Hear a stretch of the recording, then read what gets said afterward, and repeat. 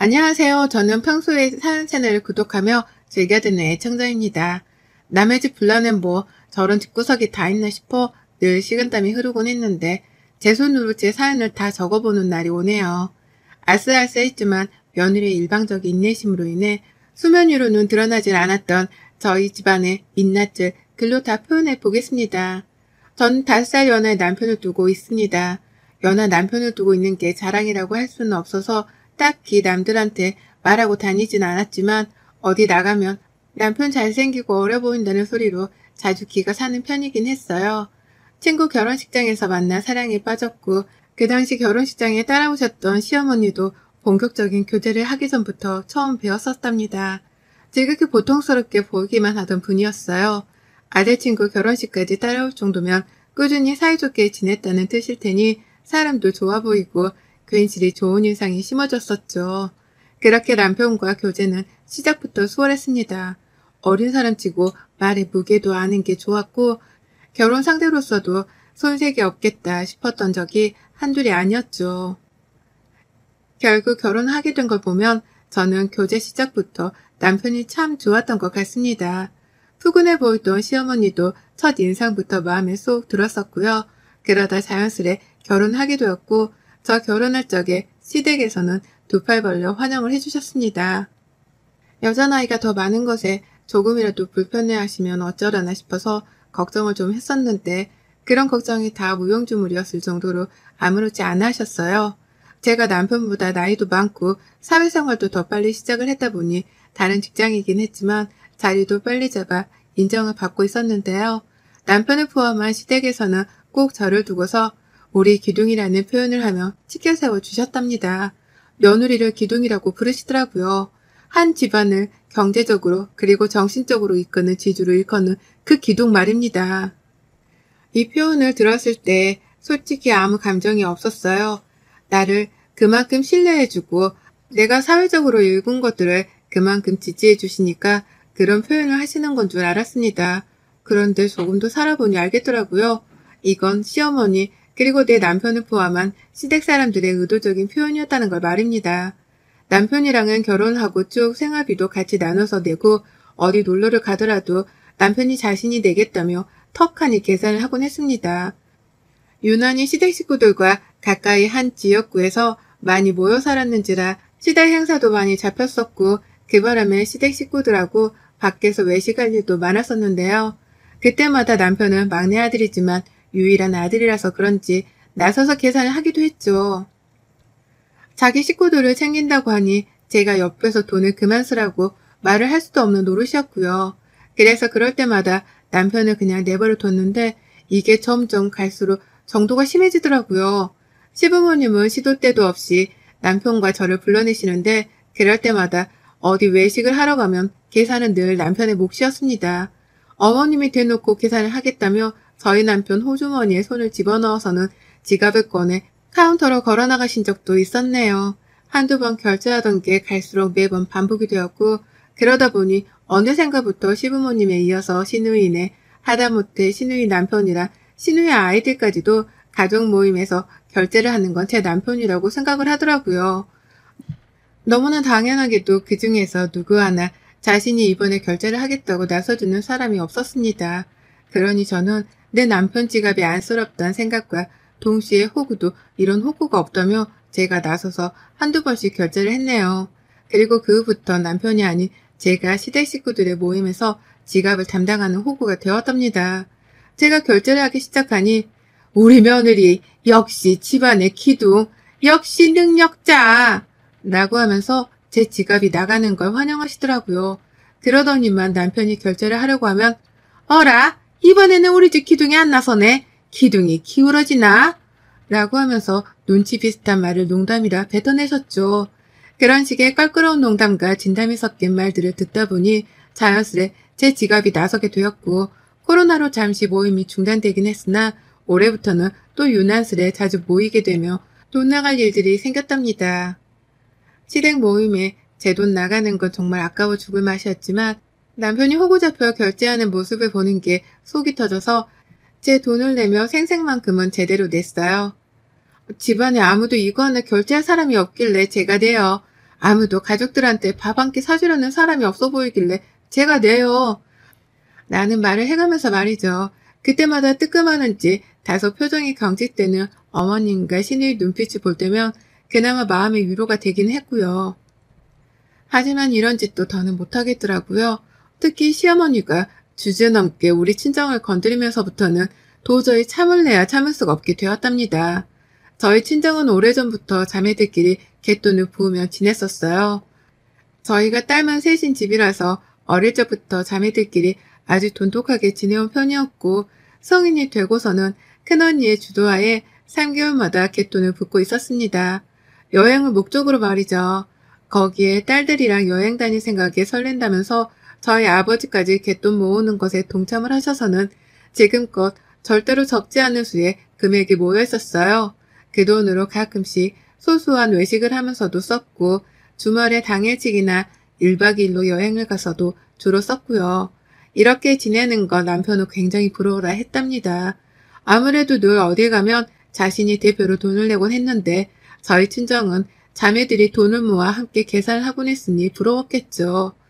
누구 하나 가족한테 일방적인 부담을 주려고 하지 않는 모습이 말이죠. 그래서일까요? 남편이 저 몰래 시댁에다가 갯돈을 붓자는 말을 자주 했나 보더라고요. 저는 까마득히 몰랐습니다. 시댁 식구들을 워낙 자주 보고 살았다 보니 집에 있을 때에는 굳이 시댁 말을 더 꺼내려고 하진 않았었거든요. 그래서 남편과 시댁 사이에 뭔 일이 일어나는지도 잘 모르곤 했었는데 어느 날 시어머니가 저희 친정 갯돈에 대해서 자세히 물어보셔서 당황을 했죠. 그러다 어머님이 왜 갑자기 아들이 갯돈 얘기를 하는 건지 모르겠다. 그래도 틀라면 틀어야지. 라고 말씀하시는 걸 듣고선 알았습니다. 남편이 시댁 식구들로부터 갯돈을 모으고 싶어 한다는 걸 말이죠. 그리고 올 초부터 남편은 정말 시댁 식구들로부터 갯돈을 걷기 시작했어요. 정확히는 시어머니께서 자식들은 바쁘니 자신이 저축하며 간수를 하겠다며 직접 걷기 시작하셨고 남편이 시누이랑 같이 다달에 10만 원씩 정도를 내더라고요. 그 돈으로 외식할 때나 여행 갈 때 같이 쓰자면서 말이죠. 저는 저희 친정을 챙기느라 시댁 갯돈까지는 참견을 하지 않았고요. 그런데 올 휴가철에 일이 터졌습니다. 갯돈 걷는 걸 몇 달밖에 안 하신 시어머니께서 벌써 돈맛이 들리셨더라고요. 갯돈은 다 같이 모으고 쓰자며 걷는 건데 그걸 자신의 꽁돈으로 아신 건지 금액수가 늘 때마다 좋아서 어쩔 줄을 몰라 하셨어요. 아유, 돈이 모이니까 좋다, 좋아. 그냥 가만히 있어도 자식들이 탈마다 돈을 걷어주니 내 속이 다 든든하다. 이게 용돈 받는 거랑은 또 다른 기분이구나. 라고 말이죠. 하지만 그것뿐만이 아니었습니다. 시어머니께서 무슨 바람이 부르신 건지 이번 휴가에 다 같이 여행에 가자며 1박 2일 여행을 계획하셨어요.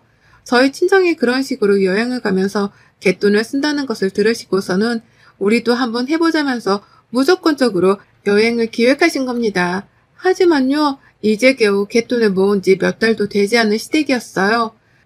다달이 4명의 사람들이 돈을 걷는 저희 친정과는 달리 시댁은 남편이랑 시누이가 꼴랑 10만 원씩을 걷어서는 20만 원밖에 들어오지를 않는 중이었습니다. 그도 모자라 시누이가 까먹었다는 핑계를 대며 갯돈 모으는 걸 미룬 바람에 남편 혼자 10만 원을 넣은 달도 적지 않았고 여태 80만 원이 채 모이지도 못했어요. 분명 적은 돈이 아니긴 했지만 시누네의 딸린 식구들과 시부모님 그리고 저희 식구들이 모두 여행을 떠나기에는 적은 돈이었답니다. 근데 그 돈으로 글쎄 4성급 호텔을 예약하신 거예요. 그것도 세 식구들이 가는 여행 마당에 방은 꼴랑 2개를 예약하셔서는 말이죠. 딸린 방이 2개 있는 방 2개를 예약한 게 아니라 스튜디오 형식으로 침대가 하나밖에 없는 방을 2개만 예약을 하신 겁니다. 돈을 걷어 부은 건 남편인데 돈을 쓰는 건 시어머니가 말도 없이 감행을 하신 것이었습니다. 그래 놓고서는 돈이 부족하다며 저한테 SOS를 치려고 연락을 하셨어요. 요즘 물가가 너무 비싸서 숙소 하나 예약을 하고 나니 더 쓸 돈이 없다고 말이죠. 어찌나 돈 없다는 소리를 해대시던지 제가 다 어쩔 줄을 몰랐을 정도로 어머님은 같은 소리만을 반복해서 해대셨습니다. 본인 아들한테 바로 전화를 하셔도 되었을 텐데 이미 남편한테서 여행 경비를 함부로 썼다고 혼이라도 나신 건지 저한테로 전화를 하셔서는 하소연을 하시더라고요. 돈을 꼭 좀 보내달라고 말이죠.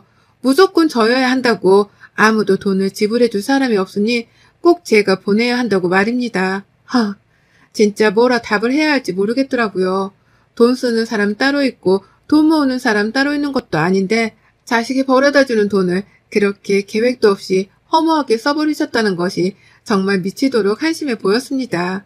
하지만 문제는 이미 터진 후였고 어머님은 제게 여행했을 돈을 보태달라고 부탁을 해오는 상황이었어요.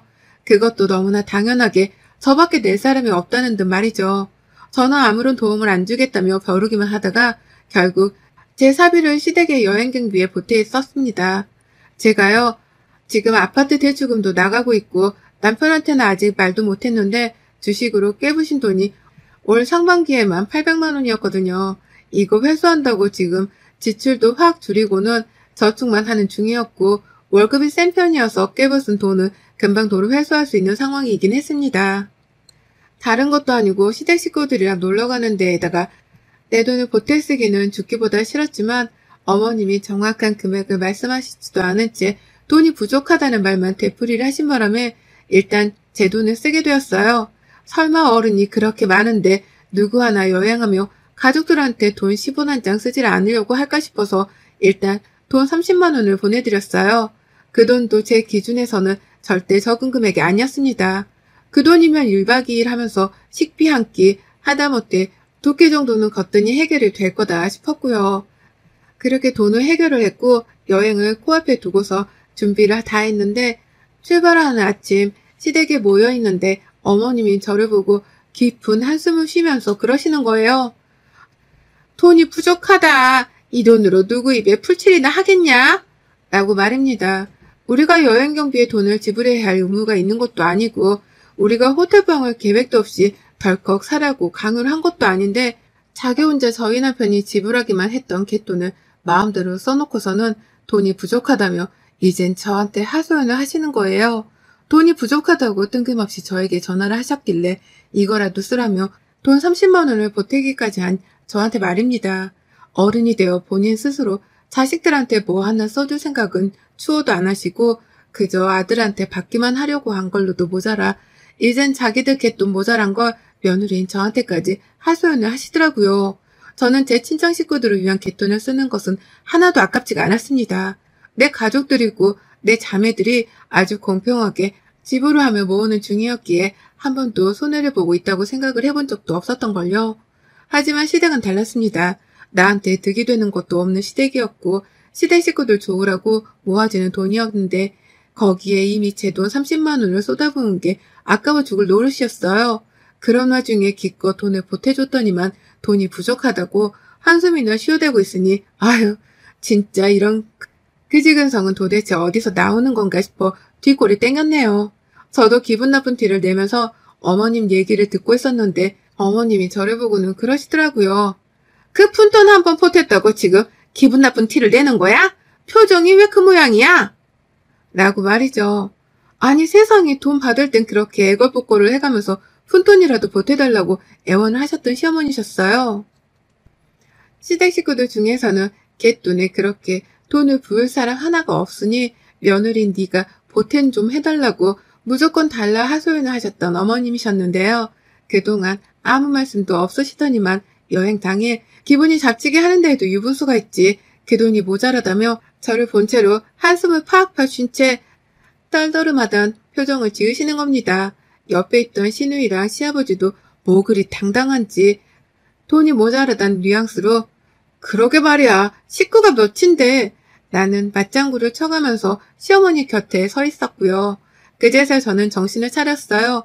늘 받기만 하던 사람들인데 내가 지금 잘해주고 갯돈까지 보태줘가며 여행을 보내줘봤자 고맙다는 감사 인사조차 쉽사리 받기 힘들 것이라는 걸 말입니다.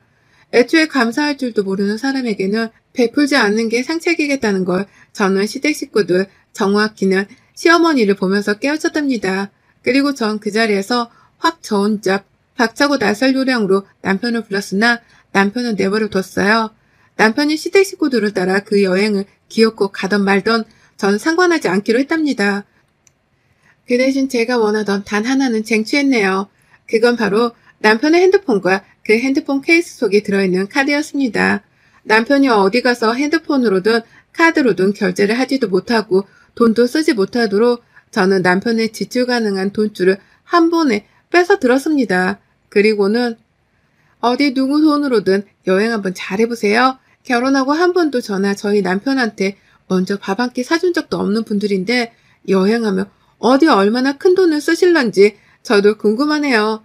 물론 저는 그 여행이 벌써 피곤해서 안 갈 예정이지만 저 없이 피 섞인 가족분들이랑 오붓하게 잘 다녀오세요. 라고 말을 했답니다. 너무 신이 났어요.